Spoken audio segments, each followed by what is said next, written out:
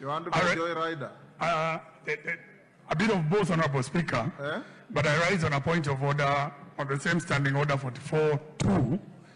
While the matter has been raised, and rightly so, to the Secretary, the Department of Lands, Honorable Speaker, the people who are implementing this issue on the ground is the Ministry of Interior, and the way the situation is right now is quite dire, Honorable Speaker, because we are creating IDPs as we speak, Honorable Speaker.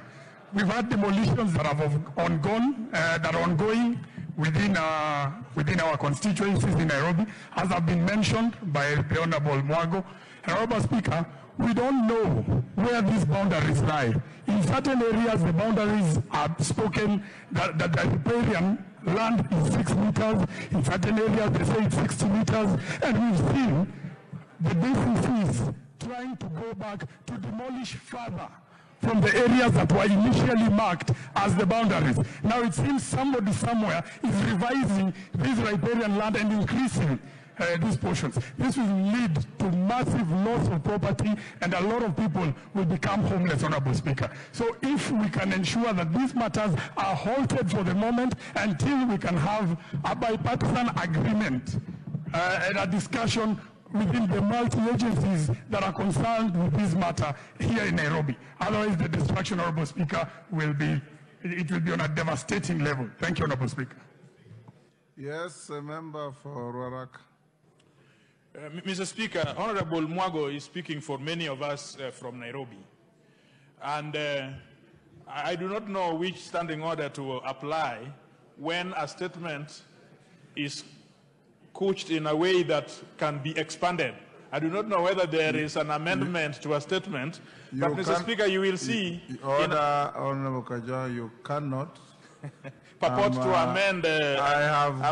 I'll allow you to joyride on that for a minute. Yes, Mr. Speaker, the thing is, you will see some of us also giving you or writing the same statements, but in an expanded manner, because Honorable Mwago has done a very good job, but with a lot of respect, he has left certain issues which are the core issues that we need to prosecute in this whole matter.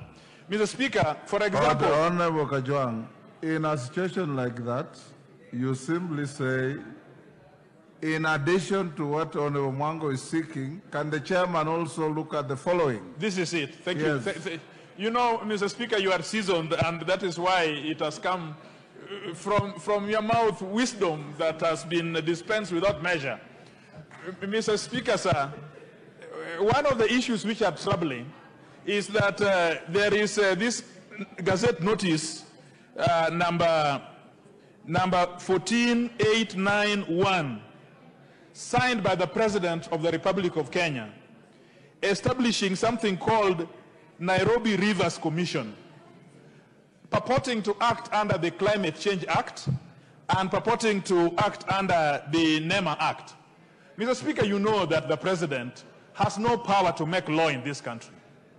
A Gazette notice itself is law, is delegated legislation. And that delegated legislation must come before the House, Mr. Speaker. And even if it does, those pieces of legislation has given the CS powers to make delegated legislation. It is not to the President to make that decision. So these issues that Honorable Mwago is talking about are being spearheaded by this commission that we want to establish its constitutionality and the legality by which it moves. Secondly, you've made your points. The only point which I want to make, Mr. Speaker. Mr. Speaker, when you closed this campus, it struck us that people can do things unlawfully. KDF is managing and it's controlling the demolitions in eastern and all the parts of Nairobi. KDF. Why would KDF that is concerned with issues in Baringo, that is concerned in issues in Turkana, why would they come into Nairobi to demolish things in Nairobi, Mr. Speaker? So this is an issue which traverses from Westlands, it goes all the way in Eastlands, And Mr. Speaker, it is only those of us who are in the ghettos who are suffering. People in Lavington, people in Runda. Mr. Speaker, I know that you are not from Runda. But Mr. Speaker, some of us are literally, my whole constituency has been obliterated. 2 wards. As I stand here, I do not know whether I'm a member of any constituency. Because if 60 meters, if people demolish 60 meters, the whole of Ruaraka will be gone. Will be gone. I will not have anybody to represent in this house. You made your point, Elachi. Thank you, Mr. Speaker. Mr. Speaker, I would wish also the chairman to look at. There were 2 things the president said. One, there was compensation, Mr. Speaker. That monies will be put in the funds of these people as they move. For me, Mr. Speaker, what is very sad, it is how inhuman they are doing the demolitions. That you cannot just come and see a Shosho screaming the way she was screaming yesterday without even giving her notice, without even saying they are coming to demolish. Nobody is removing their stuff. I think that is where the issue is. And as you demolish the other side, I will repeat, in Lavington, in Kileleshwa, we have people who have built on that riparian land. I want to see whether we are coming to demolish also those who are on those riparian lands on Runda, Kileleshwa, the whole of Kileleshwa River, Mr. Speaker. People have taken that riparian land and they have built skyscrapers. They need to come there also, so that we know it is fairness and it is for everyone to be removed from that riparian land. So, Mr. Speaker, for me, I want the chairman to bring us all those who are being compensated and how much they were promised to be given. On the same issue, it's unrelated. So hold your horses. Pardon? Go ahead. I would also, on the side of compensation, I would also want, Chair, apart from compensation, what is all the government, through the same ministry, doing so that we avoid further future menace of the same happening? Can we employ ways like river tunneling?